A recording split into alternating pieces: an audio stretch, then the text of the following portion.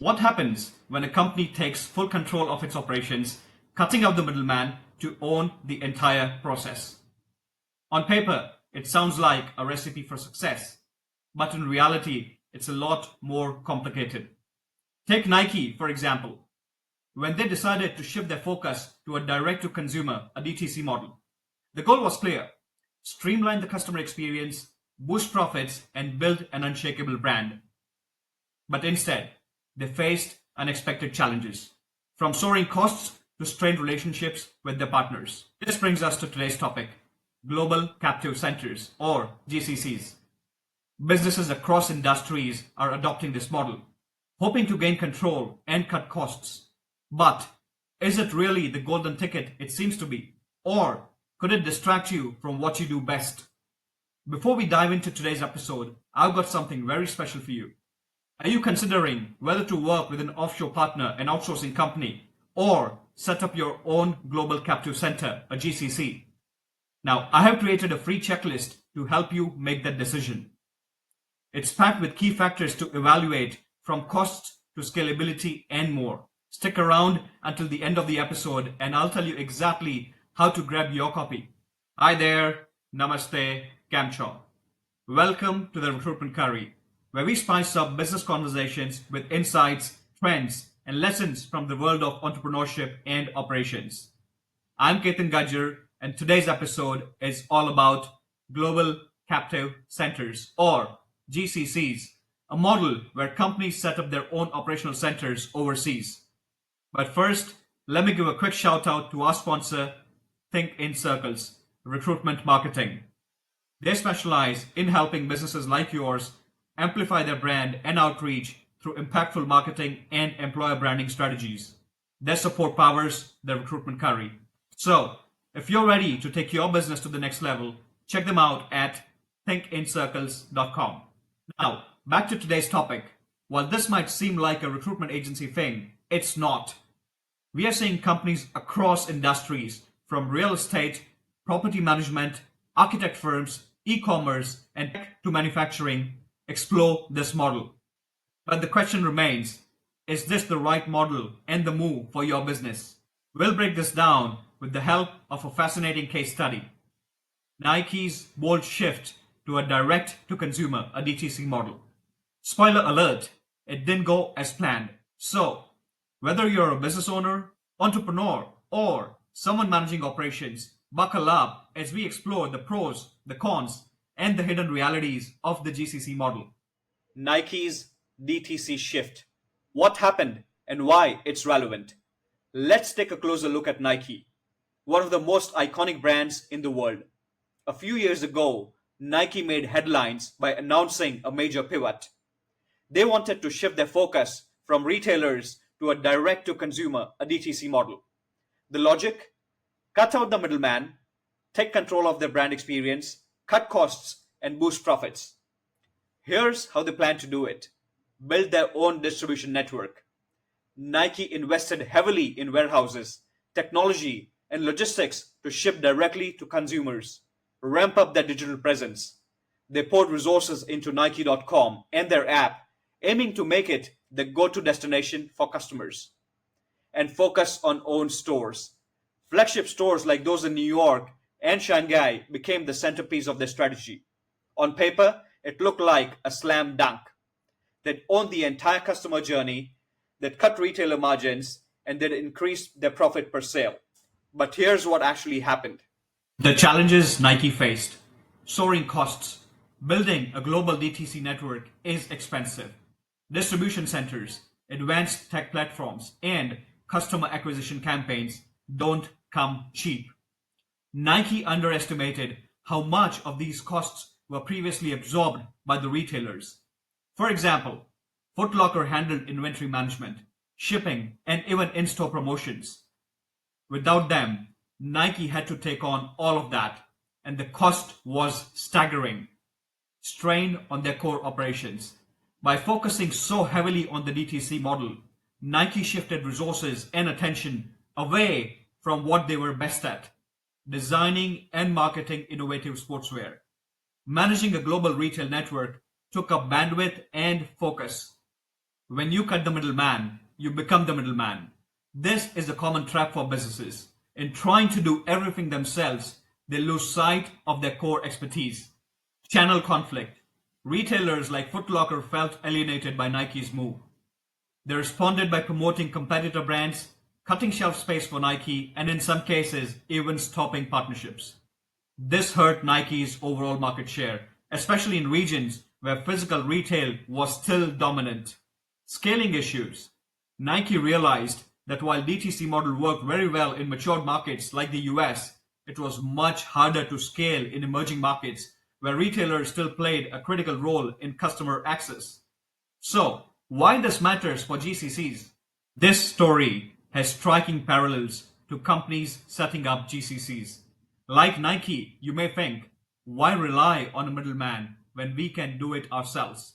Like Nike, you may underestimate the hidden costs and complexities. And like Nike, you may find yourself distracted from your core strengths. What do you think so far? Have you ever considered setting up a GCC or taken on a similar strategic shift in your business? Drop your thoughts in the comments. So, let's dive into the pros and cons of the GCC model with these lessons in mind. First, let us look at why the GCC model is so attractive for businesses across sectors. Number one is control over operations. One of the biggest draws is control. When you set up your own captive center, you own the hiring, you own the training, the processes, and the quality assurance. You're not dependent on any external vendor to deliver your outcomes. A large recruitment company I worked with wanted to develop its own GCC in India to handle everything ranging from admin, sourcing, 180-degree delivery model, compliance, payroll, credit control, and accounting. They wanted a team that aligned perfectly with their agile practices and could integrate seamlessly with their onshore teams. After 3 years, they had a robust operation delivering faster than any outsourced vendor could. Number two is cost efficiency over time. While the initial setup is highly expensive, GCCs can be cost efficient at scale. For businesses that need large teams, think customer support, compliance hubs, back office, i.e., pay and bill, credit control, accounting, or even creative teams, that is, digital marketing, graphic designing, video editing. Spreading costs across dozens or hundreds of employees can reduce your cost per resource significantly. A global real estate company set up a GCC in India to handle tenant communication and compliance documentation. Over 3 years, they reduced their operational costs by 39% compared to outsourcing the same work. Number three is brand and cultural integration. When you have your own team, you can instill your company's culture, vision, and standards. This is particularly useful in industries where customer experience or brand identity is highly critical.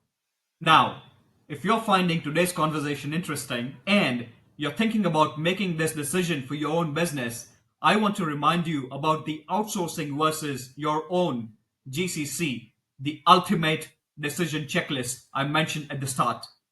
This checklist is a valuable resource to guide you through the key factors you need to consider. All you have to do is comment GCC Insights below or reach out to me on LinkedIn and I'll send you your copy for free. Now, it's time to look at the not so glamorous side of the GCCs. Let's start with number one, which is high initial costs and complexity. Setting up a GCC isn't about just hiring people. It involves legal compliance, infrastructure, IT systems, and local market expertise. These costs can be overwhelming, especially for small or mid-sized businesses. A UK-based recruitment company attempted to set up a GCC in South Africa.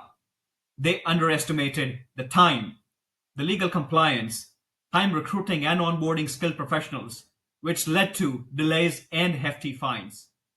What they thought would save them money became a financial drain. Number two, dilution of focus. Just like Nike shifted their focus from product innovation to logistics, businesses setting up GCCs often find themselves bogged down in operational challenges. This can lead to missed opportunities in their core business areas. A mid-sized healthcare staffing firm built a captive center in the Philippines to handle compliance, sourcing, recruiting, which is booking shifts, payroll processing, credit control, accounting, and onboarding. The CEO spent so much time firefighting operational issues that the fill rates and cash flow was massively impacted, slowing down the overall business. Number three, attrition and scaling challenges. Retention is a massive issue in many GCC hotspots. Without the right HR, local knowledge, cultural know-how, and best management practices, turnover rates can cripple your operations. A BPO company scaled its GCC from 50 to 200 employees in the Philippines, but within 6 months, 30% of their team left for competitors offering better pay and benefits. This forced them to spend heavily on recruitment and training, eroding their cost savings. Now, let's talk about the middle path. What are the alternatives to GCCs? You don't always have to go all in. Here are some middle ground approaches that you can take, starting with partnering with an outsourcing company, an external service provider. Now, outsourcing doesn't always mean losing control. Many external providers work as an extension of your team, allowing you to scale without taking the risks of ownership. A retail brand partnered with a vendor in Vietnam to handle quality control for its supply chain. The provider already had the expertise in the local market, saving the brand time and money both. Number two is hybrid models. Some businesses, they start with external providers, aka outsourcing companies. They learn the ropes and then transition to a GCC. Now, this phased approach reduces your risk and provides you with a much smoother learning curve. So, what are our key takeaways?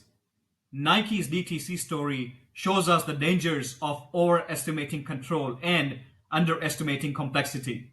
The same applies to the GCCs. Before diving in, ask yourself, what's your core strength? Are you ready for the operational challenges, or would partnering with experts be a smarter move?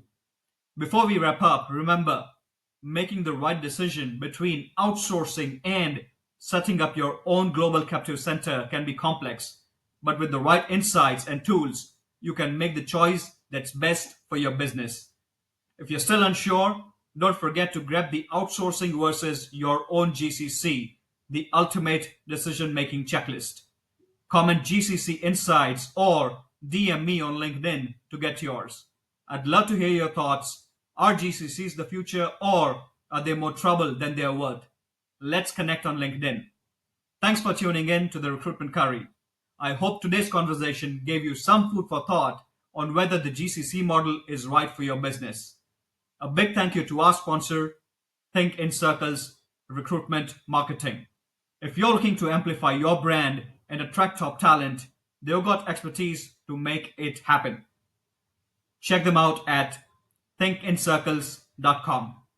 And don't forget to subscribe to the Recruitment Curry for more spicy takes on business strategies. Until next time, keep innovating and curry on.